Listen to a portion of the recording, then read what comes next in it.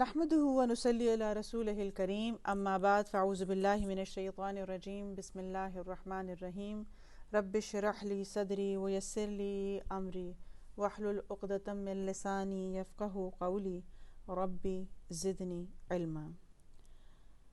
فصل نمبر 63 ہے گناہوں کی اقسام اور ملکیہ گناہ۔ گناہ چار قسم کے ہیں،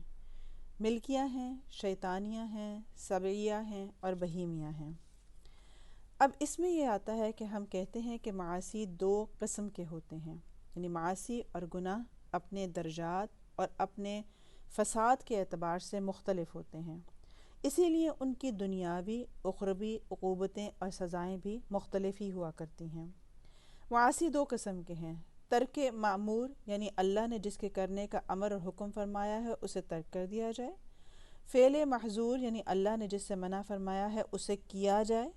گناہوں کی یہی دو قسمیں ہیں جن میں اللہ سبحانہ وتعالیٰ نے شیطان اور سیدنا آدم علیہ السلام کو آزمائش میں ڈالا تھا، یعنی جس سے روکا گیا ہے وہ کرنے کا دل چاہتا ہے، اور جو کرنے کو کہا گیا ہے اس کا دل نہیں چاہتا کہ وہ کیا جائے، تو یہ بھی ایک انسان کے لیے آزمائش ہے۔ یہ ہر دو قسم کے گناہ بے اعتبار اپنے محل و مقام، جوارے اور قلوب بے اعتبار اپنے تعلقات کے کہ اس کا تعلق اللہ سے ہے یا مخلوق سے ہے کیا ہے، یہ مختلف ہیں۔ یعنی کچھ ایسی چیزیں ہیں جو اللہ نے اپنے لیے رکھی ہیں کہ یہ کرنا ہے، کچھ ایسی چیزیں ہیں جو اپنی مخلوق کے لیے رکھی ہیں کہ ان کے ساتھ ان کا حق دینا ہے۔ اب ان گناہوں کی چار قسمیں ہیں جو کہ ابھی بیان کی گئی ہیں۔ ملکیہ گناہ یہ ہے کہ اللہ کی صفات ربوبیت کے جن کی صلاحیت بندوں میں قطعاً نہیں ہے، بندہ اسے اپنے اوپر منطبق کرنے کی کوشش کرے اور اپنے کو اس کا حقدار گردانے۔ اگر آپ پیج نہ شو کریں تو زیادہ بہتر ہے، کیونکہ میں آپ کو سلیکٹیو چیز کر کے بتا رہی ہوتی ہوں۔ صرف دوائے شافی کا ٹائٹل اگر بک کا ہے صرف وہ اگر آپ شو کریں زیادہ بہتر ہے، ورنہ توجہ اس پہ رہے گی کہ ہم ادھر کیا پڑھ رہے ہیں اور کیا نہیں ہے، کیونکہ تھوڑی سی اس میں مشکل الفاظ اور تھوڑا سا مشکل چیز ہوتی ہے جس کو میں آسان کر کے آپ کے لیے بیان کر رہی ہوتی ہوں۔ اب یہ ملکیہ گناہ یہ ہے کہ اللہ کی صفات ربوبیت کے جن کی صلاحیت بندوں میں قطعاً نہیں ہے، بندہ اسے اپنے اوپر منطبق کرنے کی کوشش کرے، اپنے کو اس کا حقدار گرداننے لگے، مثلاً عظمت، کبریائی، جبروت، علو، یہ چیزیں صفات ربوبیت سے تعلق رکھتی ہیں، یعنی اللہ کے رب ہونے سے ان کا تعلق ہے۔ لیکن انسان اپنے اوپر منطبق کر کے لوگوں پر ظلم کرتا ہے، یعنی اپنے آپ کو بڑا جابر شو کرتا ہے، اپنی بڑائی اور عظمت کو ثابت کرنے کی کوشش کرتا ہے، اللہ کے بندوں کو اپنا غلام اور بندہ بنانے کے لیے تیار رہتا ہے۔ اس طرح سے وہ اللہ کے ساتھ کسی کو شریک گردانتا ہے اور اسی میں داخل ہے، اور شرک کی یہی قسمیں ہیں، یعنی یہ بھی شرک کی ایک قسم ہے کہ جو اللہ کی صفت ہے وہ اپنے آپ میں سمجھ لینا۔ شرک کی دو قسمیں ہیں۔ نمبر ایک، اللہ تعالیٰ کے اسماء و صفات میں کسی کو شریک گردانا، اس کے سوا کسی اور کو بھی معبود بنانا اور اس کی عبادت کرنا، یہ تو سمپل سا شرک ہے جو کہ ہم دیکھتے ہیں۔ دوسرا آتا ہے معاملات میں کسی کو اللہ کا شریک گرداننا۔ یہ دوسری قسم کا شرک گو جہنم میں داخل ہونے کو واجب تو نہیں کرتا، لیکن وہ عمل ضرور ساقط اور باطن ہو جاتا ہے جس میں غیر کو شریک کیا جائے۔ یعنی ایک تو ہے نا کہ اللہ کے ساتھ کسی اور کو بت کو ماننا، یا کسی سورج کو، چاند کو، آگ کو، کسی کی پرستش کرنا، لیکن دوسری چیز کیا ہے کہ کوئی اعمال کرنا تو اللہ ہی کو مان کے کرنا، لیکن اس میں باقی لوگوں کو بھی شریک کر لینا۔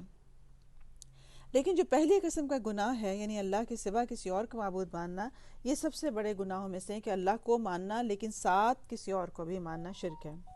شیطانی گناہ، یہ شیطانی گناہ ہے کہ حسد، بغض، کینہ اور مکر وغیرہ کے ذریعے سے شیطان کی مشابہت کی جائے اور شیطان کی راہ اختیار کی جائے، گناہوں کے ارتکاب کی کسی کو ترغیب دی جائے یا حکم دیا جائے، یا گناہوں کی تعریف کی جائے اور اطاعت الہی سے کسی کو روکا جائے اور منہیات کی ترغیب دی جائے۔ منہیات کیا ہے؟ جن چیزوں سے اللہ نے منع کیا ہے اس کی رغبت دلانا۔ دین الہی میں بدعتیں پیدا کی جائیں، بدعات اور گمراہیوں کی طرف لوگوں کو بلایا جائے۔ ان گناہوں کے مفاسد اور خرابیاں قریب پہلے قسم کے گناہوں جیسی ہی ہوتی ہیں، یعنی کہنے کو یہ بظاہر تو نہیں شرک لگتا کہ ہم وہ بات کریں کہ جو اللہ نے منع کیا ہے لیکن ہم اپنی خواہش نفس کے پیچھے یا لوگوں کے کہے میں آ کے یا معاشرے کے لیے وہ سارا کچھ کریں، لیکن بہرحال وہ شرک ہی کی ایک قسم ہے۔ پھر درندہ صفتی کے گناہ اور حیوانی گناہ۔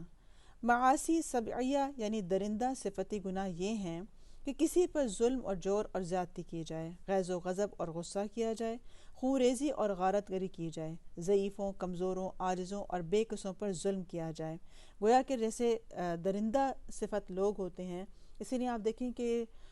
بچوں کے ساتھ زنا کا کوئی عمل کرنا، عورتوں کے ساتھ، شریف عورتوں، شادی شدہ بچوں والیوں کے ساتھ اس طرح کا کوئی کام کرنا، یا مسلمانوں پر جس طرح تشدد کر کے ظالمانہ رویہ، حیوانیت کا رویہ اختیار کیا جاتا ہے، جہاں پر آپ دیکھتے ہیں کہ مسلمانوں پر ظلم و ستم ڈھائے جا رہے ہیں، تو ظلم و ستم کی کوئی لمٹ ہی نہیں رہ جاتی۔ یعنی ایسے ہوتے ہیں کہ انسان کی عقل حیران رہ جاتی ہے کہ جانور بھی جانوروں کے ساتھ ایسا سلوک نہیں کرتے، یا جانور بھی کسی دوسرے کے بچے کے ساتھ وہ سلوک نہیں کرتے، جو انسان جب اسفل السافلین بنتا ہے تو جس طرح وہ کردار ادا کرتا ہے، اور پھر گناہ نہیں، صرف گناہ کی بھی اتھا گہرائیوں میں جا گرتا ہے۔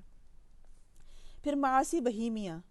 یعنی حیوانی گناہ، مثلا حرص، طمع، لالچ، شرمگاہ، شکم کی شہوت اور خواہش وغیرہ ہونا۔ ان اصولی گناہوں سے زنا، چوری، یتیم و مسکینوں کا مال کھانا، بخل، حرص، جزا فضا وغیرہ جرائم پیدا ہوتے ہیں، اور مخلوق عموماً زیادہ تر اسی قسم کے گناہوں کی مرتکب ہوا کرتی ہے۔ یعنی انسان لالچ میں آ کے گناہ کرتا ہے، یا پھر اسی طرح اپنی شرمگاہ کی حفاظت نہ کرنے کی وجہ سے، حرام ریلیشن کی وجہ سے، یا اپنے پیٹ کی خواہش بھرنے کے لیے حلال حرام کی تمیز کیے بغیر اللہ تعالیٰ کے سارے احکامات کو ایک طرف رکھتے ہوئے اپنی مرضی کی زندگی گزارتا ہے، تو گویا کہ وہ اپنی مرضی کو شریک کرتا ہے یا اپنی طمع کو شریک کرتا ہے۔ تو یہ سب چیزیں بھی گناہوں کی ایک قسمیں ہیں کہ جو مختلف درجے کی نوعیت کی ہیں، یعنی جتنا بڑا گناہ اتنے مطابق اس کی عقوبت ہے یا سزا ہے۔ صغیرہ اور کبیرہ گناہ، گناہوں کی دو قسمیں ہیں، کبیرہ اور صغیرہ۔ اس کا ثبوت کتاب و سنت دونوں سے ملتا ہے، اور صحابہ، تابعین، تبع تابعین کے بعد ائمہ کا اس پر اجماع ہو چکا ہے۔ قرآن حکیم میں اللہ تعالیٰ کا ارشاد ہے، اگر تم ان بڑے کبیرہ گناہوں سے بچتے رہو جن سے تم کو منع کیا جاتا ہے تو ہم تمہارے چھوٹے گناہ دور کر دیں گے۔ ارشاد باری تعالیٰ ہے، یہ وہی لوگ ہیں جو کبیرہ گناہوں سے اور بے حیائی کی باتوں سے بچتے ہیں سوائے صغیرہ گناہوں کے۔ صحیح مسلم میں رسول اللہ صلی اللہ علیہ وسلم بیان کرتے ہیں کہ آپ نے فرمایا، 5 وقت کی نمازیں جمعے سے جمعے تک اور رمضان سے رمضان تک درمیانی گناہوں کا کفارہ کر دیتے ہیں، لیکن جب تک تم کبیرہ گناہوں سے بچتے رہو۔ گویا ایک نماز کے بعد دوسری نماز کے درمیان میں جو گناہ ہو جاتے ہیں صغیرہ گناہ، وہ اگلی نماز میں اس کے کفارہ یعنی اس کو نیلیفائی کر دیتے ہیں۔ اسی طرح ایک رمضان میں جو گناہ ہوتے ہیں اور پھر اگلے رمضان میں کوئی روزے رکھتا ہے تو درمیان میں ہونے والے جو صغیرہ گناہ ہوتے ہیں ان کا کفارہ بن جاتا ہے۔ اب یہ کفارہ کرنے والے اعمال ضعیف اور کمزور ہوں، یا ان اعمال میں اخلاص کم ہو، یا ان اعمال کے حقوق اور متعلقات کما حقہ پورا ادا نہ کیے جائیں۔ یعنی ایک ہوتا ہے نا، آپ کہتے ہیں کہ کبیرہ گناہ ہوتا کیا ہے، پھر یعنی صغیرہ معاف ہوتے ہیں اس سے۔ اب کوئی یہ نہ سمجھ لے کہ اچھا جی ایک رمضان کے بعد یا ایک نماز کے بعد آپ نے درمیان میں کوئی کبیرہ گناہ بھی کر لیا تو وہ بھی معاف ہو جائے گا اور خود ہی سے ہو جائے گا کیونکہ جب ہم نے اگلی نماز پڑھی۔ بات یہ نہیں ہے، بات صغیرہ گناہوں کی ہو رہی ہے، جیسے کہ وضو کرنے سے بھی انسان کے ہاتھ کے، نگاہوں سے کیے ہوئے گناہ یا پاؤں سے کیے ہوئے گناہ بھی جو ہیں وہ جھڑنے لگتے ہیں، لیکن وہ صغیرہ گناہ ہی ہیں۔ اب سوال یہ پیدا ہوتا ہے کہ کبیرہ گناہ کیا ہوتا ہے؟ کبائر کے متعلق صحیح بخاری میں مروی ہے کہ آپ صلی اللہ علیہ وسلم نے ارشاد فرمایا، کیا تمہیں سب سے بڑے گناہ نہ بتاؤں؟ صحابہ نے عرض کیا، کیوں نہیں، ضرور بتائیے۔ تو آپ نے فرمایا، اللہ تعالیٰ کے ساتھ کسی کو شریک گرداننا، والدین کو تکلیف پہنچانا اور جھوٹی گواہی دینا۔ بخاری میں آتا ہے کہ نبی صلی اللہ علیہ وسلم نے فرمایا، 7 بڑے گناہوں سے اجتناب کرتے رہو۔ عرض کیا، وہ 7 گناہ کون کون سے ہیں؟ آپ نے فرمایا، اللہ کے ساتھ کسی کو شریک کرنا، سحر جادو کرنا، کسی کو ناحق قتل کرنا، یتیم کا مال کھانا، سود کھانا، جہاد کے دن موقع سے بھاگنا، پارسا بے خبر مومن عورتوں پر تہمت لگانا۔ اسی بخاری میں مروی ہے کہ کسی نے رسول اللہ صلی اللہ علیہ وسلم سے دریافت کیا کہ اللہ کے نزدیک بڑے سے بڑا گناہ کون سا ہے؟ آپ نے جواب دیا، تم کسی کو اللہ کا مثل و مانند گردانو حالانکہ تم کو اللہ نے پیدا کیا۔ دریافت کیا گیا کہ اس کے بعد کون سا گناہ ہے؟ آپ نے فرمایا، اپنے لڑکے کو تم اس خوف سے قتل کر دو کہ تمہارے ساتھ بیٹھ کر کھائے گا۔ دریافت کیا گیا کہ اس کے بعد کون سا گناہ ہے؟ آپ نے فرمایا، یہ کہ تم اپنے پڑوسی کی عورت سے زنا کاری کرو۔ گویا کہ یہ دیکھنے میں کیا لگتا ہے کہ اچھا کوئی بات نہیں، کمنٹری کرتے رہیں کسی کے بارے میں۔ بعض دفعہ آپ عورتوں کی باتیں یا شرم و حیا سے آری باتیں جب کرتے ہیں یا اس طرح کی ویڈیوز کوئی دیکھتا ہے تنہائی میں بیٹھ کے، تو اسے اس وقت تو بڑا کانفیڈنس ہوتا ہے کہ ہم کون سا کوئی کرنے جا رہے ہیں، لیکن آہستہ آہستہ شیطان جب اس کو گھیرتا ہے تو یہی شخص کے اندر اتنے جذبات ابھر جاتے ہیں اور اتنے وحشیانہ جذبات ہو جاتے ہیں کہ نہ اسے اپنے پڑوسی کی حرمت کا خیال رہتا ہے، نہ اسے اپنے محرم رشتوں کا خیال رہتا ہے، حتیٰ کہ وہ حیوانیت پہ آتے ہوئے کوئی نہ کوئی ایسا گناہ کر جاتا ہے۔ اس وقت تو بڑا صغیرہ لگتا ہے نا، اس وقت تو عام سی بات لگتی ہے کہ اگر ہم ایسی کوئی چیز دیکھ رہے ہیں، لیکن پھر وہ آخر کار کبیرہ گناہ تک بات جاتی ہے۔ کبیرہ گناہوں کی تعداد اور سلف کا اختلاف۔ کبائر کی تعداد کے متعلق صحابہ، تابعین، ائمہ سلف اور بزرگان دین میں اختلاف ہے کہ وہ کتنے ہیں۔ سیدنا عبداللہ بن مسعود فرماتے ہیں کبیرہ گناہ 4 ہیں۔ سیدنا عبداللہ بن عمر فرماتے ہیں وہ 7 ہیں۔ بعض کے نزدیک اس کی تعداد 9 اور بعض کے نزدیک 11 اور 70 ہے۔ ابو طالب حکمی کہتے ہیں اقوال صحابہ سے جو کبائر میں نے جمع کیے ہیں وہ یہ ہیں کہ 4 قلب کے متعلق ہیں، یعنی 4 کبیرہ گناہ کا تعلق دل سے ہے۔ وہ یہ کہ کسی کو اللہ کے ساتھ شریک گردانا جائے۔ اب یہ کانسیپٹ کہاں ہوتا ہے؟ دل میں ہوتا ہے، عقیدت اس کی دل میں ہوتی ہے۔ پھر گناہ پر اصرار کیا جائے، اللہ کی رحمت سے نا امید ہونا، اللہ تعالیٰ کی تدبیر سے بے خوف ہو جانا، اور 4 گناہ کا تعلق زبان سے ہے۔ جھوٹی گواہی دینا، پارسا بے گناہ عورت پر تہمت لگانا، جھوٹی قسم کھانا اور جادو کرنا۔ 3 گناہوں کا تعلق شکم یعنی پیٹ سے ہے، شراب پینا، یتیم کا مال کھانا اور سود کھانا۔ 2 گناہوں کا تعلق شرمگاہ سے ہے، زنا اور لواطت۔ لواطت کیا ہے؟ ہومو سیکچوالٹی۔ 2 گناہوں کا تعلق ہاتھ سے ہے، یعنی قتل اور چوری کرنا۔ 1 دونوں پاؤں سے تعلق رکھتا ہے، یعنی جہاد کے میدان سے بھاگ جانا۔ 1 گناہ پورے جسم سے تعلق رکھتا ہے، والدین کو تکلیف پہنچانا۔ جو لوگ کبائر کو محدود نہیں مانتے ان میں سے بعض کا قول ہے، یعنی کچھ کہتے ہیں بس یہی کبائر ہیں، کچھ کہتے ہیں نہیں یہ ایک وسیع ہے، اس میں اور چیزیں بھی شامل ہیں۔ جو لوگ اس کو محدود نہیں مانتے ان میں سے بعض کا قول ہے کہ قرآن حکیم میں جن گناہوں کی ممانعت اللہ تعالیٰ نے فرمائی ہے وہ کبیرہ ہیں، بس یہ نشانی ہے اس کی، اور جن کی ممانعت رسول اللہ صلی اللہ علیہ وسلم نے فرمائی ہے وہ صغیرہ گناہ ہیں۔ ان میں سے ایک گروہ یہ کہتا ہے کہ جس نہیں اور ممانعت پر لعنت کی گئی ہے اور غضب الہی یا عقوبت و سزا کی وعید آئی ہے وہ اصل میں کبیرہ گناہ ہے، اور جس پر یہ وعید وارد نہیں ہوئی ہے وہ صغیرہ ہے۔ بعض کہتے ہیں کہ اس کی پہچان یہ ہے کہ جس گناہ کی دنیا میں حد مقرر کر دی گئی ہے، جیسے کوڑے حد ہے، زنا کی یا رجم کر دینا ہے، یا جس کے متعلق آخرت کی وعید وارد ہو گئی ہے کہ وہ کبیرہ ہے، اور جس کے متعلق حد اور آخرت کی وعید وارد نہیں ہوئی ہے وہ صغیرہ گناہ ہے۔ بعض کا یہ خیال ہے۔ بعض کہتے ہیں کہ جس گناہ کی حرمت پر اگلی پچھلی تمام شریعتیں متفق ہوں وہ کبیرہ ہے، اور جس کی حرمت بعض شریعتوں میں ہو اور بعض میں نہ ہو وہ صغیرہ ہے۔ بعض کہتے ہیں کہ اللہ اور اس کے رسول نے جس کے کرنے والے پر لعنت بھیجی ہو وہ کبیرہ گناہ ہے۔ بعض کہتے ہیں سورہ نساء کے آغاز سے لے کر یعنی ان تجتنبوا کبائر یہاں سے لے کر جتنے بھی گناہ اس آیت میں بیان ہوئے ہیں وہ سب کبیرہ ہیں۔ اور جو لوگ صغائر اور کبائر کی تفریق کے قائل نہیں ہیں، یعنی وہ کچھ لوگوں کا خیال ہے کہ گناہ کوئی صغیرہ اور کبیرہ نہیں ہوتے،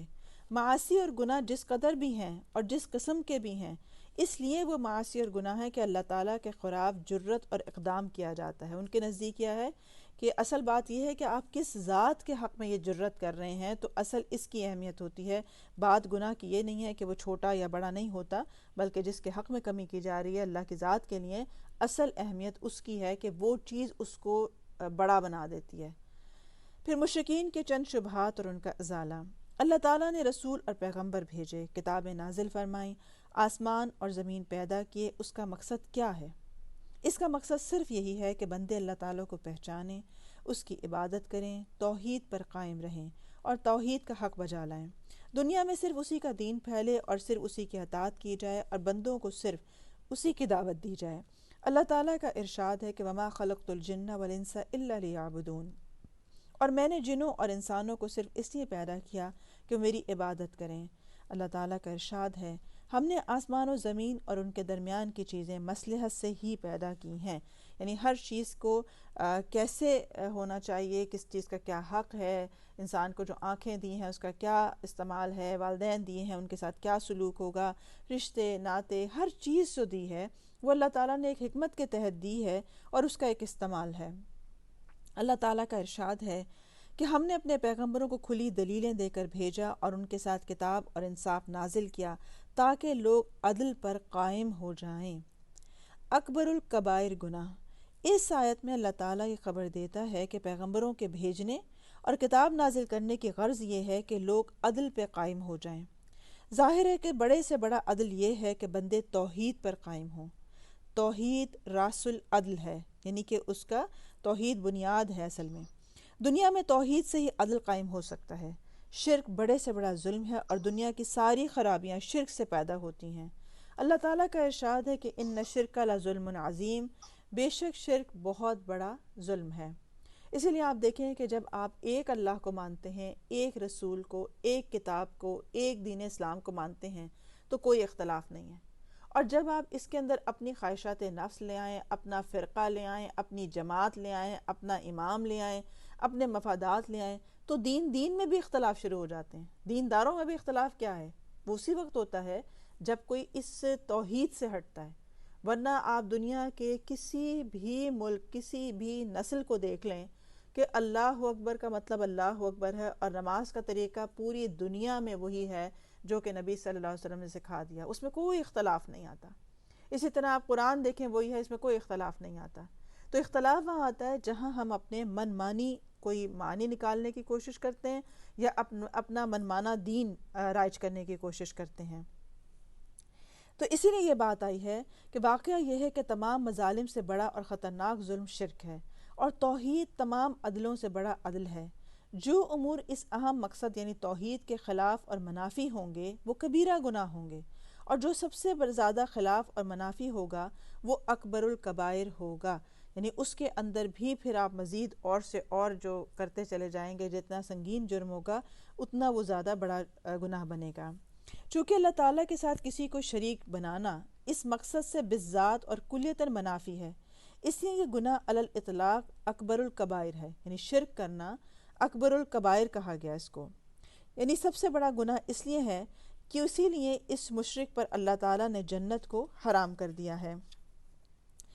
اللہ سبحانہ و تعالیٰ نے صاف صاف انکار کر دیا ہے کہ وہ مشرک کا کوئی عمل قبول نہیں کرے گا، ان کے حق میں کسی کی سفارش منظور نہیں کرے گا، اس کی آخرت کے لیے کسی کی دعا قبول نہیں کرے گا اگر وہ بغیر توبہ کیے فوت ہوا، اور کوئی بھی ایسی چیز جو اس کے حق میں قبول اور منظور نہیں کرے گا جس سے اسے کسی بھی قسم کی امید ہو سکے، اس لیے کہ مشرک اجہل الجاہلین ہے، یعنی اس سب سے بڑی جہالت ہے۔ اللہ کی ذات کو اس نے پہچانا نہیں، اور اللہ کے مخلوق کو اس کا مثل اور مانند گردانا، یہ انتہا درجے کی جہالت ہے، اور ظاہر ہے کہ جس طرح یہ انتہا درجے کی جہالت ہے اسی طرح انتہا درجے کا ظلم بھی ہے،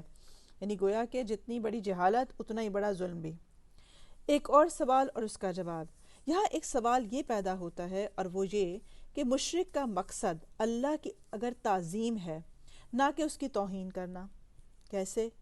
مثلا اللہ تعالیٰ کی عظمت اور جلالت اور اس کی اعلیٰ شان کچھ ایسی ہے کہ کچھ لوگ یہ کہتے ہیں کہ بغیر واسطے، بغیر وسیلے، بلا کسی سفارش کے اللہ تعالیٰ کی بارگاہ تک خود پہنچنا بہت دشوار ہے، جیسے کہ سلاطین اور بادشاہوں کے درمیان ہوا کرتا ہے۔ باپس مشرک کا مقصد یہ نہیں ہوتا کہ وہ اللہ کی ربوبیت کی ناقدری اور توہین کرے، بلکہ اس کا کہنا یہ ہوتا ہے کہ اس کا عین مقصد رب العالمین کی تعظیم ہے۔ چنانچہ ہر مشرک یہ کہتا ہے کہ میں ان وسائل کی عبادت صرف اس لیے کر رہا ہوں کہ یہ مجھے رب العالمین کی بارگاہ تک پہنچا دیں، اور صرف میرا یہ مقصد ہے، اور یہ صرف درمیان میں واسطہ اور وسیلہ ہیں، یہ جو بیچ میں جتنے بھی چاہے کوئی بت ہے یا کوئی قبر ہے یا کوئی اور اولیاء اللہ ہیں، کچھ بھی ہیں، تو جو لوگ شرک کرتے ہیں وہ کہتے ہیں کہ ہمارے لیے یہ صرف اللہ سے تک پہنچنے کا وسیلہ ہیں۔ بس ان وسائل اور واسطوں کو اسی قدر ماننے میں کیا حرج ہے؟ اور کیوں یہ اللہ کی خفگی، ناراضگی اور اس کے غضب کا موجب ہے؟ اور کیوں یہ مشرک ہمیشہ کے لیے جہنم میں جائے گا؟ تو وہ اس سوال اٹھاتے ہیں کہ آخر اس میں کیا ہے، کہ جیسے اس کی اور مثال کیا دیتے ہیں کہ جیسے دنیا میں آپ کو کسی بڑے شخصیت تک پہنچنے کے لیے وسیلے کی ضرورت ہوتی ہے، اس کے پیے کی ضرورت ہوتی ہے، اجازت کی ضرورت ہوتی ہے، تو اللہ کی ذات تو اس سے بھی بالاتر ہے۔ پھر یہ کہ مشرک کے متعلق یہ کیوں کہا گیا ہے کہ اللہ تعالیٰ مشرک کو کبھی معاف نہیں کرے گا، دوسرے گناہوں کے متعلق ایسا کیوں نہیں کہا گیا ہے؟ اللہ تعالیٰ کا ارشاد ہے کہ یقیناً اللہ تعالیٰ اپنے ساتھ شرک کیے جانے کو نہیں بخشتا، اور اس کے سوا جسے چاہے گا وہ بخش دیتا ہے۔ اب یہ بات ہے کیونکہ اللہ سبحانہ وتعالیٰ نے یہ بات خود ہی کہہ دی ہے کہ اجیب دعوت الداعی اذا دعان، جب مجھے پکارنے والا پکارتا ہے تو میں براہ راست اس کو جواب دیتا ہوں اور اس کے قریب ہی سے ہوتا ہوں۔ تو یہ بات ماننے والی ہے کہ اللہ سبحانہ وتعالیٰ کی ذات ان بڑے لوگوں سے مختلف ہے جو اپنی دنیاوی ضروریات کے لیے کوئی پیے رکھتے ہیں یا بیچ میں کوئی سبب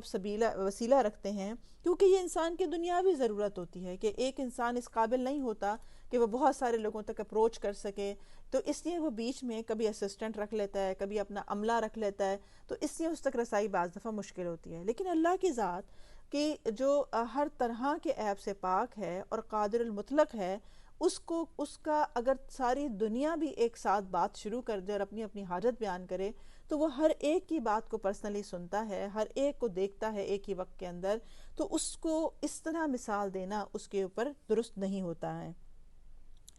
اس معاملے میں ہدایت اسی کو ملتی ہے جسے وہ ہدایت دے، جسے وہ ہدایت روک لے تو اسے کوئی دے نہیں سکتا، کیونکہ بعض دفعہ ہم اپنی خواہش نفس کے ذریعے شرک کرنا چاہتے ہیں، بعض دفعہ ہم اپنے آباء و اجداد کی پیروی میں شرک کرنا چاہتے ہیں کیونکہ ہمارے خاندانوں میں چلا آ رہا ہے کہ فلاں مزار پہ جانا، حاضری دینا، عقیدت کا ہونا۔ تو دیکھنے کی بات یہ ہے کہ جس وقت اللہ سبحانہ تعالیٰ کی بات آ جائے تو وہاں انسان کو اپنے آباء و اجداد کا دین یا اپنی خواہشات کی پیروی سے نکلنا ہی اصل تقویٰ ہے۔ پھر شرک کی اقسام، واضح ہو کہ شرک دو قسم کا ہے، ایک وہ کہ جس کا تعلق معبود حقیقی کی ذات اور اس کے افعال سے ہے، دوسرا شرک یہ ہے جس کا تعلق معبود حقیقی کی عبادت اور اس کے ساتھ معاملہ کرنے سے ہے۔ پہلی قسم کی شرک کی دو قسمیں ہیں، ایک ہے شرک تعطیل، یعنی اللہ کی ذات کو اس کی صفات سے معطل کر دینا، بیکار کر دینا۔ یہ شرک ہمہ قسم کے شرک سے قبیح ترین شرک ہے، جیسا کہ فرعون کا شرک تھا کہ اس نے کہا تھا کہ وما رب العالمین، رب العالمین کیا چیز ہے۔ اب فرعون کا قصہ بیان کرتے ہوئے اللہ تعالیٰ خبر دیتے ہیں کہ فرعون نے کہا اے حامان، میرے لیے ایک عمارت بہت اونچی بنواؤ، کیا عجب ہے کہ میں آسمان کے دروازوں تک پہنچ جاؤں اور موسیٰ کے معبود کو دیکھ لوں، مجھ کو تو کامل یقین ہے کہ موسیٰ جھوٹ بولتا ہے۔ گویا کہ اللہ سبحانہ وتعالیٰ کو ماننا لیکن اس کی صفات کو نہ ماننا، جیسا کہ ہم بعض دفعہ اپنی لا علمی میں کچھ جملے ایسے بول جاتے ہیں جو ہمیں پتہ نہیں چلتا کہ ہم کیا بات کر رہے ہیں۔ مثلا یہ کہنا کہ اللہ سمیع و بصیر ہے، کیونکہ اللہ تعالیٰ نے اپنی صفت بیان کی ہے کہ وہ السمیع ہے۔ السمیع کا مطلب کیا ہے کہ وہ سنتا ہے، ہر ایک کی سنتا ہے، دعائیں بھی سنتا ہے، جواب بھی دیتا ہے۔ لیکن کسی کا یہ جملہ کہنا کہ آپ میرے لیے دعا کر دیں کیونکہ اللہ میری دعائیں نہیں سنتا ہے، اب یہ کیا ہے؟ اللہ کو ماننا لیکن اس کی صفات میں تعطیل کر دینا، معطل کر دینا کہ نہیں سنتا، وہ میری نہیں سنتا۔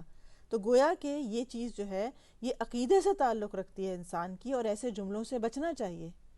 پھر اسی طرح سے یہ تعطیل بھی کی کچھ اقسام ہیں۔ ایک یہ ہے کہ مصنوع کو اصل صانع اور خالق سے معطل کر دیا جائے، یعنی کہ جو اصل خالق ہے اسے تو آپ ایک طرف کر دیں اور ساری تعریف، سارا جو کسی کام کو کرنے کا کریڈٹ ہے وہ کسی مخلوق کو دے دیں۔ مثلا آپ کوئی چیز کسی نے بنائی ہو، آپ کے ہاں کیا زبردست بنائی ہے، آپ تو بڑے ماہر ہیں، آپ تو بڑا وہ ہیں، اب حالانکہ اس نے جتنی چیزیں یوز کیں، جو اپنی ذہانت یوز کی یا اپنے اس چیز کو بنانے کے لیے جو مٹیریل یوز کیا، وہ سب اللہ سبحانہ وتعالیٰ کی اس سے تھا۔ مثلا کپڑا بہت عمدہ بنا، بہت زبردست بنا، کپاس کس نے اگائی؟ اگر کپاس نہ اگے تو کپڑا کوئی ایک بھی بن سکتا ہے؟ چاہے جتنی بھی قسمیں ہم کپڑے کی دیکھتے ہیں، اس کا آغاز کہاں سے ہوتا ہے؟ پھر اسی طرح انسان کو عقل سمجھ کس نے دی؟ پھر زمین سے اگانے کا حکم کس کا جاری ہوا جس سے وہ کپاس اگی تھی، جس سے وہ بیج نکلا تھا؟ کیونکہ بیج ڈال کے آپ کپاس اگانے پہ قادر ہی نہیں ہیں۔ پھر انسان کو عقل سمجھ کس نے دی کہ مشینیں کیسے لگتی ہیں، یہ کام کیسے کرتی ہیں، پھر اس سے نتیجہ جو نکلتا ہے اس کی کامیابی کو کس نے کیا کہ یہی کامیابی ہوگی کہ آپ جو کپڑا بنانا چاہتے تھے وہی اس سے بنے گا۔ تو بے شمار چیزوں میں آپ دیکھیں کہ انسان جن چیزوں کا کریڈٹ خود لیتا ہے وہ اصل میں پیچھے بیک گراؤنڈ میں اللہ سبحانہ وتعالیٰ ہی کی ذات ہوتی ہے۔ تو اسی طرح سے شرک مجوسیہ اور شرک قدریہ، شرک کی دوسری قسم یہ ہے کہ اللہ کو معبود حقیقی مانتے ہوئے بھی دوسروں کو معبود اور اللہ کا شریک گردانا جائے۔ اب یہ ذرا غور طلب بات ہے، اللہ کو مان رہے ہیں، معبود حقیقی وہی ہے، لیکن اللہ کے ساتھ کسی اور کو بھی شرک کرنا اور اللہ کے اسماء و صفات اور اس کی ربوبیت کو معطل اور بیکار نہ مانا جائے، وہ بھی مان رہے ہیں کہ اللہ کی صفات ہیں، اللہ ہی رب ہے، سارا کچھ ہے۔ جیسے کہ نصارہ کا شرک ہے کہ یہ اللہ کو 3 خداؤں میں ایک اللہ مانتے ہیں، یعنی مسیح اور ان کی والدہ مریم، اور نعوذ باللہ اللہ تعالیٰ کو 3 تثلیث جس کا عقیدہ ہے ان کا، وہ مانتے ہیں۔ اسی طرح مجوس کا شرک بھی اسی قبیلے کا ہے، وہ حوادث خیر کو نور کی طرف منسوب کرتے ہیں اور حوادث شر کو ظلمات کی طرف منسوب کرتے ہیں۔ قدریہ کا قبیلے کا شرک بھی اسی طرح کا ہے، وہ اس امر کے قائل ہیں کہ انسان حیوان اپنے افعال کے خود خالق ہیں، اور یہ افعال اللہ کی مشیت، قدرت اور ارادے کے بغیر پیدا ہوتے ہیں، اور اسی بنا پر قدریہ کو مجوس کے مشابہ کہا گیا ہے۔ یعنی مثلاً وہ کہتے ہیں کہ انسان کی ذہانت ہوتی ہے جس سے وہ سوچتا ہے، اور وہ اگر ذہین ہے تو یہ اس کی اپنی ایک بات ہے کہ وہ ذہین ہے، اس میں اللہ کا کیا بات ہے، وہ ذہین ہے تو ہے، وہ اپنی عقل استعمال کر رہا ہے، اور جو عقل استعمال کرے گا وہ کامیاب ہوگا لازمی طور پر۔ گویا کہ وہ چیزوں کو کس طرح سے دیکھتے ہیں کہ اس میں اللہ کا کوئی دخل نہیں ہے، جو محنت کرے گا کامیاب ہوگا، ٹھیک ہے، حالانکہ ایسا نہیں ہوتا۔ ہم کیا کہتے ہیں، جو اصل عقیدہ ہے وہ کیا ہے کہ محنت ایک فیکٹر ہے، ایک سبب ہے، لیکن کامیابی یقینی نہیں ہوتی، وہ اللہ کے اذن سے ہوتی ہے کامیابی۔ اسی قسم کا شرک تھا جس کے مقابلے میں سیدنا ابراہیم علیہ السلام نے یہ دلیل اور حجت پیش کی تھی۔ ابراہیم علیہ السلام نے کہا کہ میرا رب وہ ہے جو زندہ کرتا ہے اور مارتا ہے۔ نمرود نے کہا میں بھی زندہ کرتا ہوں اور مارتا ہوں۔ نمرود اپنی جان کو اللہ کا مثل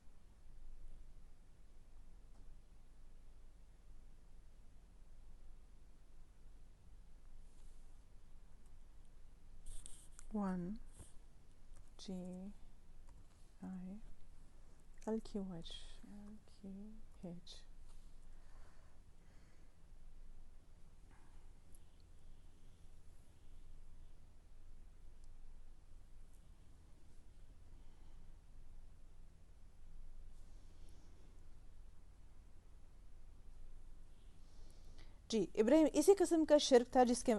کا شرک تھا جس کے مقابلے میں سیدنا ابراہیم علیہ السلام نے دلیل اور حجت پیش کی تھی کہ ابراہیم علیہ السلام نے کہا میرا رب وہ ہے جو زندہ کرتا ہے اور مارتا ہے۔ نمرود نے کہا میں بھی زندہ کرتا اور مارتا ہوں۔ نمرود اپنی جان کو اللہ کا مثل اور مانند سمجھ رہا تھا، وہ اپنے ذوم اور اپنے خیال میں یہ سمجھتا تھا کہ میں بھی اللہ کی طرح زندہ کر سکتا ہوں اور مار سکتا ہوں۔ سیدنا ابراہیم علیہ السلام نے بطور حجت جواب دیا اور فرمایا اگر تمہارا یہ کہنا صحیح ہے تو تمہیں اس پر بھی قدرت حاصل ہوگی کہ اللہ تعالیٰ آفتاب کو مشرق کی جانب سے نکالتا ہے، تم مغرب کی جانب سے نکال کے دکھاؤ۔ گویا کہ اس نے اس کی توجہ ان قدرت کی نشانیوں کی طرف مبذول کرانے کی کوشش کی حضرت ابراہیم نے، کہ اگر تم یہ سمجھتے ہو، جیسے کہ اس نے ایک شخص کو بلا کے مار دیا اور کہا دیکھو میں بھی مار سکتا ہوں، تو انہوں نے کہا کہ اچھا پھر آپ سورج کو بھی اس کی رخ سے اپوزٹ رخ سے نکال کے دکھائیں۔ تو یہ چیز ہوتی ہے کہ اللہ سبحانہ وتعالیٰ کی قدرت جو ہے اسے ماننا، اور اس کو ماننا کہ وہ واحد اللہ ہی ہے، اس میں کوئی اور شامل نہیں ہے۔ اسی طرح ستارہ پرستوں کا شرک بھی اسی قبیلے کا تھا کہ وہ کواکب علویہ، بڑے بڑے ستاروں کو اللہ کا شریک گردانتے تھے اور اس عالم کی تدبیر اور نظام کا ان کو مالک اور مختار مانتے تھے۔ مثلا جیسے جو لوگ ستاروں کی پرستش کرتے ہیں، وہ ان کی چال سے کہ اب یہ ستارہ یہاں چلا گیا ہے تو ہمارے برے دن آ جائیں گے، اب یہ ستارہ یوں ہو گیا ہے تو اچھے آئیں گے، اور اسی طرح سے آپ دیکھیں کہ بعض لوگ ستاروں سے اپنے حال، ستاروں کی چال یا جو حالات معلوم کرتے رہتے ہیں، پتھروں سے نکالتے ہیں، ستاروں سے نکالتے ہیں، مستقبل میں کیا ہوگا، کون سی گھڑی اچھی رہے گی، کون سی شادی کب کرنی چاہیے، اور وہ اس سے اپنے مستقبل کے حالات معلوم کرتے ہیں۔ تو یہ سب چیزیں شرک ہی کے قبیلے سے ہیں، کیونکہ ہم نہیں جانتے کہ ہمارے مستقبل میں کیا ہوگا، اور اگر اللہ سبحانہ وتعالیٰ نے انسان کو اس کا مستقبل نہیں بتایا ہے یا خیر اور شر اس پر واضح نہیں کی ہے کہ آگے کیا ہوگا، اور اسی کے آلٹرنیٹ پہ ہمیں دعائے استخارہ دی گئی ہے کہ ہم ان چیزوں میں نہ پڑیں، بلکہ اللہ پر یقین رکھتے ہوئے اللہ سے پوچھیں کہ میرے لیے مستقبل میں کیا بہتر رہے گا، اور اللہ تعالیٰ اس کا جو جس طرح سے مدد فرمائیں اسی کا یقین کیا جائے، نہ کہ یہ کہ ستاروں یا ہاتھ کی لکیروں پر اعتبار کیا جائے۔ اسی طرح عبادات اور معاملات میں شرک، مشکورہ بالا شرک کے مقابلے میں شرک فی العبادہ اور شرک فی المعاملہ کم تر درجے کا شرک ہے۔ پہلی قسم کے شرک کے مقابلے میں اس کی سزا بھی کم ہے، کیونکہ اس قسم کا شرک اس آدمی سے بھی سرزد ہوتا ہے جو اللہ کے سوا کسی کو معبود نہیں مانتا۔ ایک بندہ جو یہ عقیدہ رکھتا ہے کہ ذات الہی کے سوا دوسرا کوئی نفع نقصان نہیں پہنچا سکتا، اس کی ذات کے سوا کوئی معبود نہیں ہے، اس کی ذات کے سوا کوئی رب نہیں ہے، لیکن پھر بھی بسا اوقات اس کے اندر یہ بات پائی جاتی ہے کہ اس کا معاملہ، اس کا عمل، اس کی عبادت، عبودیت، اخلاص وجہ اللہ سے خالی ہوتی ہے، یعنی صرف اللہ کے لیے خالص نہیں ہوتا۔ وہ بعض دفعہ کبھی وہ صرف اپنے نفس کی خاطر، یعنی ایک لذت لیتا ہے اپنے کچھ کاموں کی، کبھی دنیا طلبی کی غرض سے، کبھی لوگوں میں شہرت اور شرف اور عزت پیدا کرنے کی غرض سے عمل کرتا ہے، اور اسی لیے اس کے عمل میں اللہ کا بھی حصہ ہوتا ہے اور نفس کا بھی حصہ ہوتا ہے، یعنی تھوڑا سا اللہ کے لیے بھی کر لیا، لیکن ذرا یہ بھی دل میں خواہش آ گئی ذرا مجھے لوگ سخی سمجھیں، دیکھا میں کتنا صدقہ خیرات کرتا ہوں۔ نفس اور خواہش کا حصہ بھی جب ہوتا ہے اور شیطان اور دوسری مخلوق کا حصہ بھی اس کے عمل میں داخل ہو جاتا ہے، دنیا کی اکثر و بیشتر مخلوق کے اعمال کا یہی حال ہے، میجورٹی اسی مشکل میں گرفتار ہے، اور یہ اسی قسم کا شرک ہے جو صحیح ابن حبان کی روایت میں آتا ہے کہ رسول اللہ صلی اللہ علیہ وسلم نے ارشاد فرمایا، شرک اس امت میں چیونٹی کی چال سے بھی زیادہ خفیہ طور پر داخل ہوگا۔ صحابہ نے عرض کیا، یا رسول اللہ، اس سے ہمیں نجات کیوں کر ملے گی؟ آپ نے فرمایا، قل اللہم انی اعوذ بک ان اشرک بک وانا اعلم بہ واستغفرک لما لا اعلم۔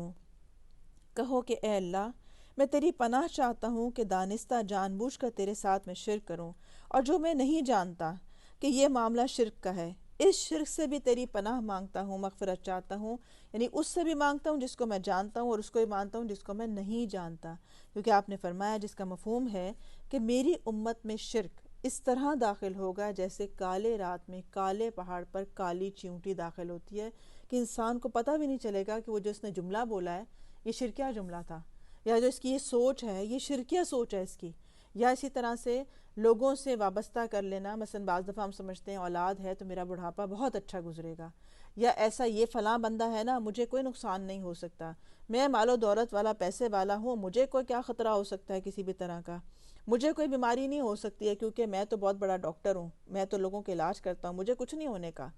یہ انسان بعض دفعہ جو انسان کے الفاظ ہیں یا بعض دفعہ اس کی جو سوچ ہے وہ چیز جو ہے وہ اللہ سبحانہ وتعالیٰ کا جو ایک مقام ہے اس کے خلاف چلی جاتی ہے، کیونکہ ہر چیز اللہ کے ہاتھ میں ہے۔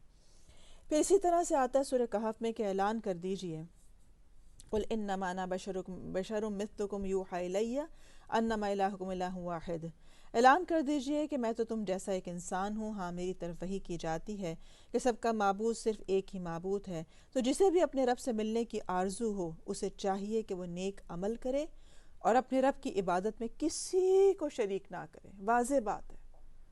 دو باتیں ٹاسک ہیں۔ جو ملاقات کا یقین رکھتا ہے، اللہ کے آگے جواب دہی کا احساس رکھتا ہے، اسے چاہیے کہ نیک عمل کرے، لیکن اس نیک عمل کو خالص اللہ ہی کے لیے کرے، اس میں نیت میں، دکھاوے میں، ریا میں،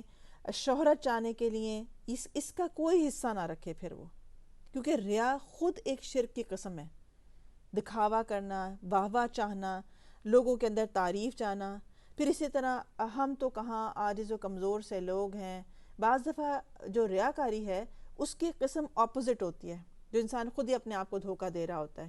یعنی کہ اپنے کام بڑے بڑے جتا کے اس کے بعد اپنی عاجزی کا ڈھونگ بھی رچاتا رہتا ہے۔ اس لیے عمل صالح عمل وہی ہوگا جو ریا سے اور دکھاوے اور شہرت کی طلب سے پاک ہوگا۔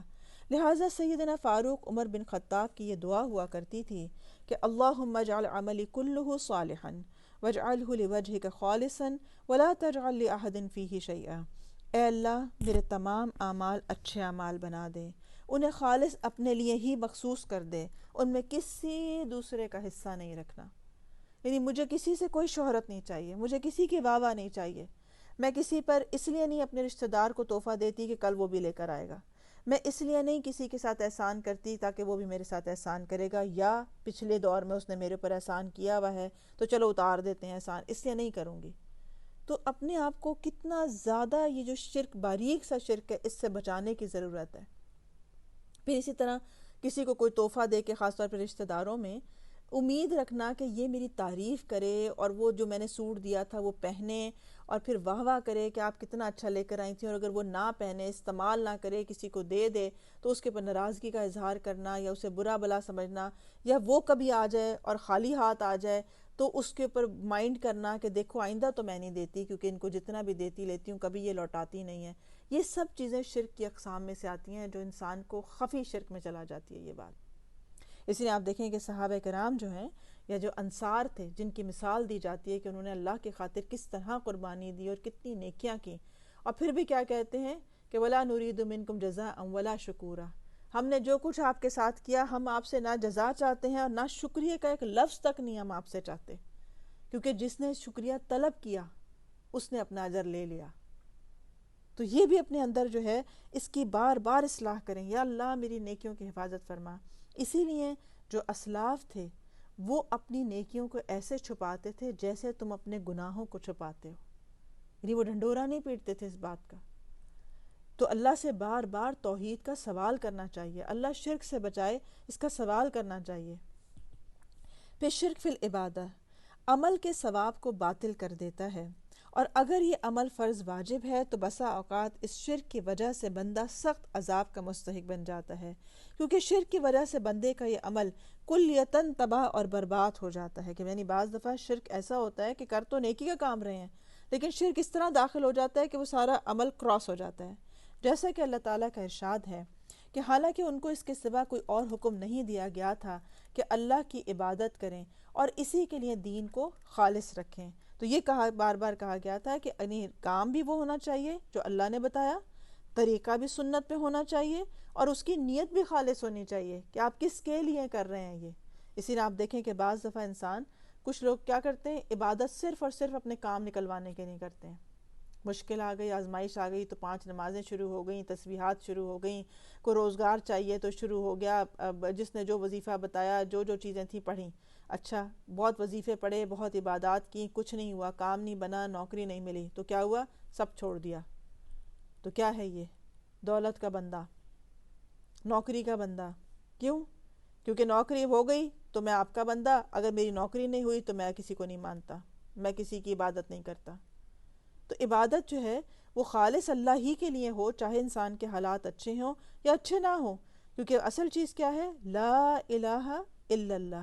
میں کسی کو معبود نہیں مانتا، میں کسی کی عبادت نہیں کرتا سوائے اللہ کے جو کہ وحدہ لا شریک ہے۔ اور اس کی عبادت ہم کیوں کرتے ہیں؟ کیونکہ ایمان لانے کے بعد ہمارے پر جو فرض ہے وہ بطور فرض ہی کیا جائے۔ حدیث قدسی میں آتا ہے کہ میں شریک وار سے نہایت ہی مستغنی ہوں، یعنی کہ جس کو بندہ شریک کرتا ہے دوسروں کو، لوگوں کو، لوگ میری تعریف کریں، لوگ مجھے سخی کہیں، لوگ مجھے شہید کہیں، تو کیا اللہ سبحانہ وتعالیٰ فرماتے ہیں کہ میں جو شخص شریک جس کو بنایا جاتا ہے میں اس سے مستغنی ہوں۔ کسی نے کوئی عمل کیا اور میرے ساتھ کسی اور کو اگر اس میں میرا شریک گردان لیا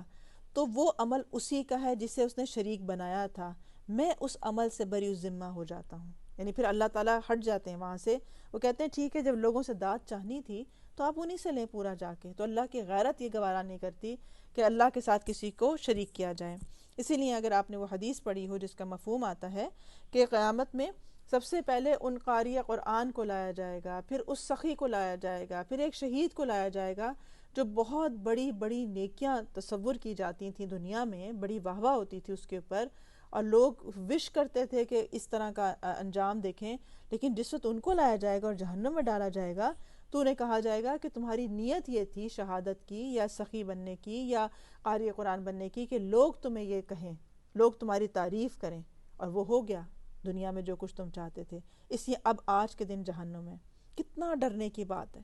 اور کتنا اپنے اندر کی اصلاح کرنے کی بات ہے، کیونکہ شیطان اتنی باریکی کے ساتھ انسان کی نیت میں جھول ڈالتا ہے، اور اصل بات کیا ہے، تعریف چاہنے کی طلب ہونا خود ایک بیماری ہے جو بعض دفعہ اندر ہوتی ہے، آپ ظاہر تو نہیں کر رہے ہوتے، لیکن انسان اپنے اندر کی بیماری کو بھی خود پہچان سکتا ہے۔ مثلا کسی کو بتانے کا مقصد کیا ہے، یہ ساری بات تعریف چاہنا، اچھا اپنی قابلیت جھاڑنا یا اپنے آپ کو نیک ثابت کرنا۔ اس شرک کی 2 قسمیں ہیں، یعنی جو شرک ہوتا ہے ایک ہے شرک اکبر اور ایک ہے شرک اصغر۔ ان میں سے بعض کی مغفرت بخشش ہے اور بعض کی قطعاً نہیں ہے۔ پہلی قسم کے شرک کی دو قسمیں ہیں، شرک کبیر اور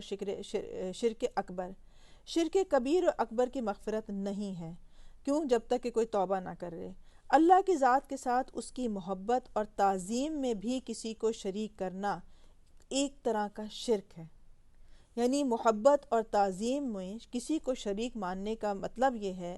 کہ مخلوق سے ویسی محبت کی جائے جیسی اللہ تعالیٰ سے ہونی چاہیے۔ یہ شرک اسی قسم کا شرک ہے جسے اللہ تعالیٰ ہرگز معاف نہیں کرتا ہے، الا کہ کوئی شخص اپنی اصلاح کر لے۔ اللہ سبحانہ وتعالیٰ کا سورہ البقرہ میں ارشاد ہے، اور بعض لوگ ایسے ہیں جو اللہ کے سوا اوروں کو اس کا شریک ٹھہرا کر ان سے ایسی محبت کرتے ہیں جیسی محبت اللہ سے ہونی چاہیے، اور ایمان والے اللہ کی محبت میں بہت شدید ہیں۔ کاش کہ مشرک لوگ جانتے، جبکہ اللہ کے عذابوں کو دیکھ کر وہ جان لیں گے کہ تمام طاقت اللہ کے پاس ہے اور وہ سخت عذاب دینے والا ہے۔ یعنی یہ بات واضح ہے کہ محبت جس سے انسان کی ہوتی ہے وہ اس کا مطیع اور فرما بردار ہو جاتا ہے۔ اگر محبت غیر اللہ کی ہے تو انسان ان کا مطیع فرما بردار ہوگا، پھر وہ جس رستے پہ لگائیں گے وہ وہیں جائے گا۔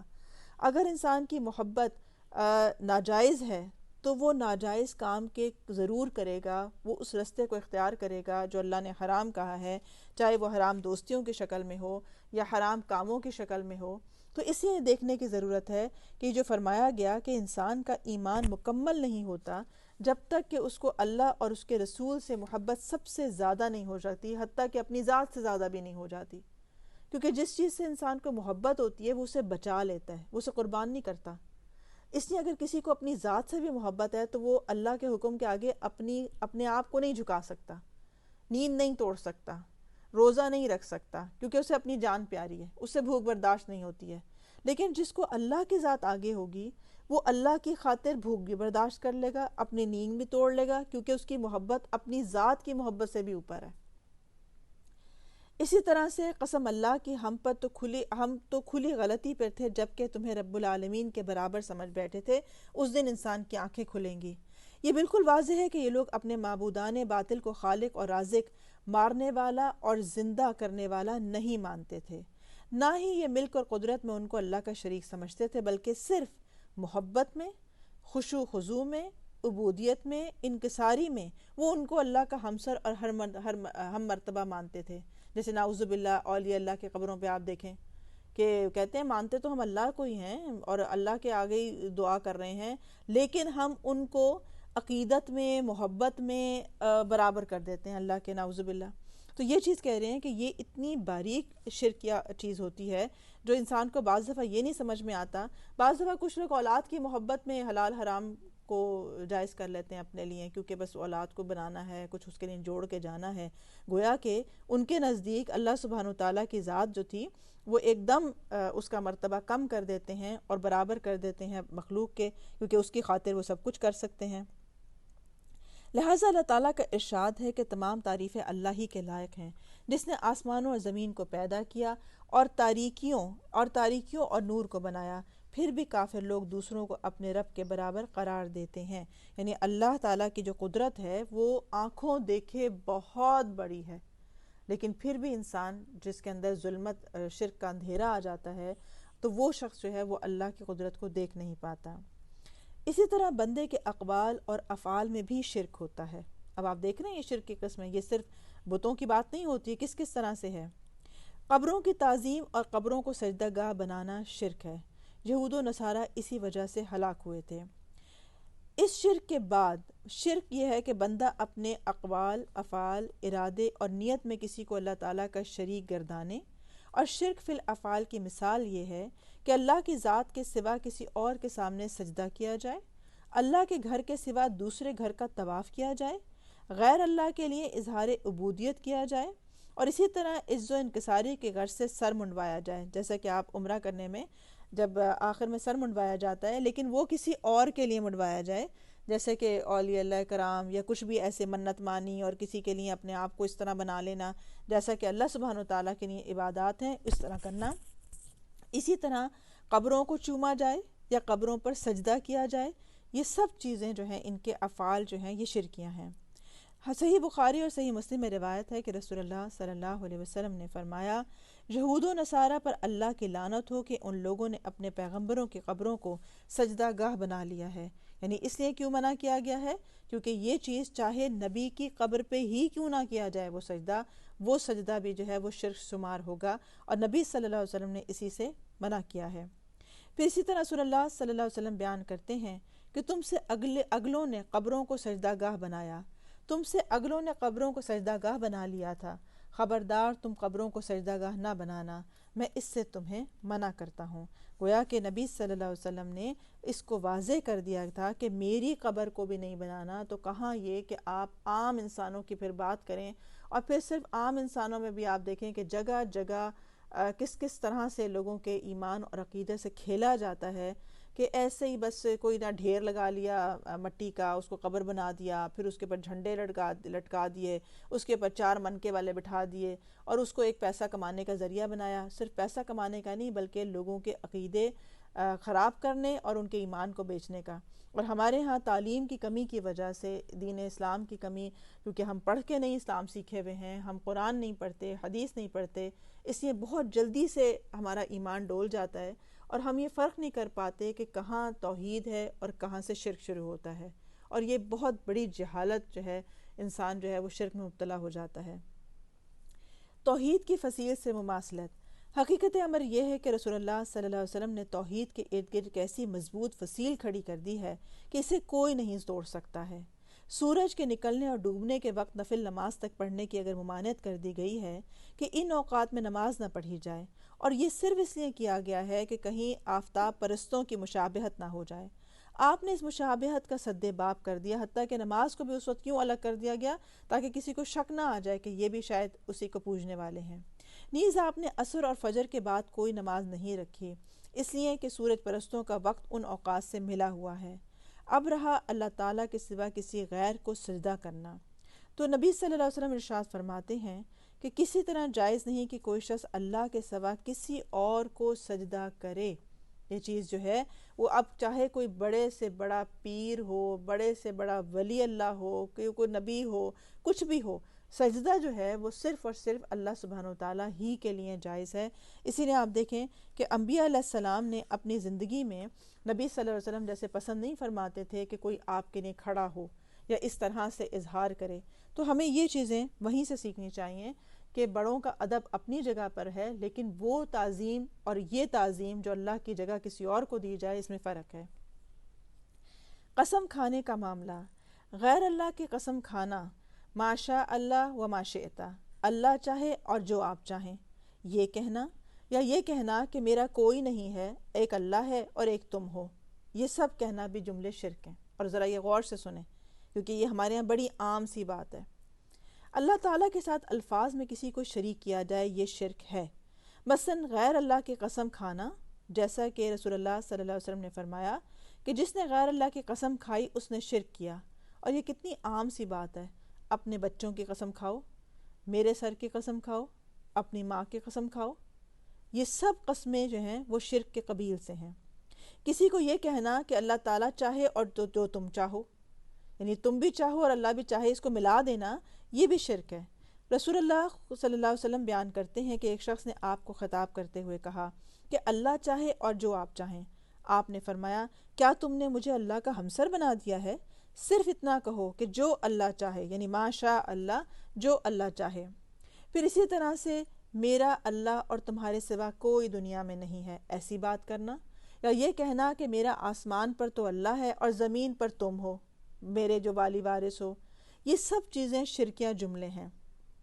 پھر اسی طرح یہ کہنا کہ یہ چیز میں اللہ کی نظر کرتا ہوں اور یہ آپ کی نظر، میں اللہ کے لیے فلاں توبہ کرتا ہوں اور آپ کے لیے بھی توبہ کرتا ہوں، تو یہ چیزیں میں اللہ سے بھی امید رکھتا ہوں اور زمین پر آپ سے بھی امید رکھتا ہوں، یہ سب چیزیں جو ہیں یہ شرک ہی ہے۔ یعنی سوائے اللہ کے کسی اور کو اس میں اور لگا کے شریک کرنا جو ہے یہ درست نہیں ہے۔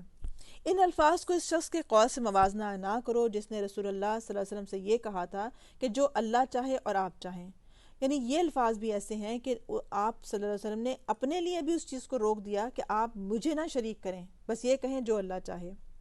بس گویا کہ سجدہ، عبادت، خشوع خضوع، توبہ، استغفار، قسم، تحمید،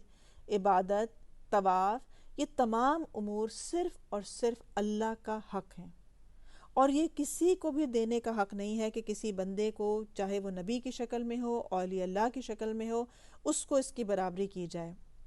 پھر اسی طرح نہ کسی مقرب بارگاہ الہی کو اس کا حق پہنچتا ہے، نہ کسی نبی، نہ کسی مرسل کو، کہ وہ اپنے لیے ڈیمانڈ بھی کرے یا اس کا مقام اس کو دے دیا جائے۔ تو اس لیے یہ چیز جو ہے یہ سمجھنے والی ہے کہ ہم کسی کے لیے جتنی مرضی عقیدت رکھتے ہوں، جتنا مرضی کوئی شخص نیک ہو، اس کے بارے میں بات کرتے ہوئے بہت سنبھل کے بات کرنی چاہیے۔ اسی لیے نبی صلی اللہ علیہ وسلم کے بارے میں بھی شرکیہ الفاظ میں نعتیں لکھنا یا درود میں شرکیہ الفاظ استعمال کرنا، یہ سب چیزیں بھی شرک ہی کے قبیلے سے ہیں۔ مثلا آپ دیکھیں جو درود تنجینہ ہمارے یہاں بنا ہوا ہے، اس کے ہم کیونکہ الفاظ پہ غور نہیں کرتے، ہمیں عربی آتی نہیں ہے، اس لیے ہم تھوڑا سا مار کھا جاتے ہیں اس کے اوپر کہ ہم اس کو بغیر سوچے سمجھے پڑھنا شروع ہو جاتے ہیں جو سنی سنائی بات ہوتی ہے۔ اب اسی میں الفاظ آتے ہیں آپ کے نبی صلی اللہ علیہ وسلم کے لیے کہ آپ دافع البلاء والوباء ہیں، یعنی آپ وباؤں کو اور بلاؤں کو دور کرنے والے ہیں۔ کیا اللہ تعالیٰ کے سوا کوئی ہے ایسا جو وباؤں کو اور بلاؤں کو دور کر سکتا ہو؟ اور یہ بات نبی صلی اللہ علیہ وسلم کے بارے میں کہنا کہ آپ ایسے کرتے ہیں، جبکہ آپ خود آزمائشوں کے وقت پہ کیا کہہ رہے ہیں؟ یا حیو یا قیوم برحمتک استغیث، آہوزاری کر رہے ہیں آپ اللہ کے آگے، اور پوری پوری رات کھڑے آپ مدد مانگ رہے ہیں۔ تو یہ چیز بھی سمجھنے کی ضرورت ہے کہ چاہے آپ عقیدت میں کہیں، محبت میں کہیں، جس مرضی میں کہیں، اور نبی صلی اللہ علیہ وسلم کے لیے کہیں یا کسی ولی اللہ کے لیے کہیں، اپنے ماں باپ کے لیے کہیں، کچھ بھی کہیں، اس میں اپنے الفاظ کے اندر بہت محتاط ہونے کی ضرورت ہے۔ اسی طرح کہنا کہ مجھے اس دوا سے شفا ہوئی ہے، یا یہ کہنا کہ مجھے فلاں ڈاکٹر سے شفا ہوئی ہے، یہ بھی الفاظ جو ہیں یہ مناسب نہیں ہیں۔ آپ یہ کہہ سکتے ہیں کہ اللہ نے اس ڈاکٹر کے ہاتھ میں شفا رکھی ہے، اب میں نے یہ دوا کھائی تو اللہ نے مجھے شفا دے دی، کیونکہ وہی دوا 20 لوگ اور بھی کھاتے ہیں، انہیں شفا نہیں ہوتی ہے۔ پھر اسی طرح اس چیز کا بھی خیال کرنا چاہیے کہ ارادے اور نیت کا بھی شرک نہ ہو۔ یہ ایک ایسا سمندر ہے جس کا کنارہ ہی نہیں ہے۔ اب اس شرک سے کیسے نجات مل سکتی ہے؟ ہر وہ شخص جو اللہ تعالیٰ کے سوا کسی دوسرے کے ارادے اور نیت سے عمل کرے، کسی بھی کام کا، کسی کام سے تقرب الہی کے سوا کسی دوسرے کا تقرب بھی چاہے کہ فلاں بھی خوش ہو جائے، اللہ بھی خوش ہو، بندے بھی خوش ہوں، اپنے کسی عمل کا اور کسی اور سے بدلہ چاہے کہ چلو اللہ تعالیٰ کے لیے عمل کر لیا، اللہ بھی بدلہ دے اور بندے بھی بدلہ دیں، تو سمجھ لو کہ اس نے اپنے عمل اور کام میں، اپنے ارادے اور نیت میں غیر اللہ کو شریک کر لیا ہے۔ سیدنا ابراہیم علیہ السلام کا دین حنیف یہی ہے کہ بندے کے افعال، اقوال، ارادہ، نیت صرف اللہ کے لیے خالص ہو جائے، اس میں کوئی شریک نہ ہو، اور اسلام کی حقیقت بھی یہی ہے، کیونکہ اس کے بغیر بندے کا کوئی عمل قبول ہو نہیں سکتا ہے۔ سورہ آل عمران میں آتا ہے، اور جو شخص اسلام کے سوا اور دین تلاش کرے اس کا دین قبول نہیں کیا جائے گا، اور وہ آخرت میں نقصان پانے والوں میں شامل ہو جائے گا۔ اب اس کو جاننے کے بعد ہم سب اندازہ لگا سکتے ہیں کہ ہمارے کتنے ہی کام، کتنے اعمال، کتنے تحفے لیے دیے، کتنے صدقات ایسے تھے جو ہم نے کسی نہ کسی شرک کی نظر کر دیے۔ خاص طور پہ رشتوں کے ساتھ معاملہ کرنا ہمارا کتنا لین دین پر مبنی ہوتا ہے کہ آج اس نے کیا تو کل میرے لیے بھی کوئی کرے، اور جتنا بھی ہم کرتے ہیں اسی طرح سے بہت ساری ایسی چیزیں ہیں کہ جو ہم جان سکتے ہیں کہ اب ہم کیا ارادہ کریں، کس طرح اللہ سے اخلاص مانگیں، کس طرح اپنی ان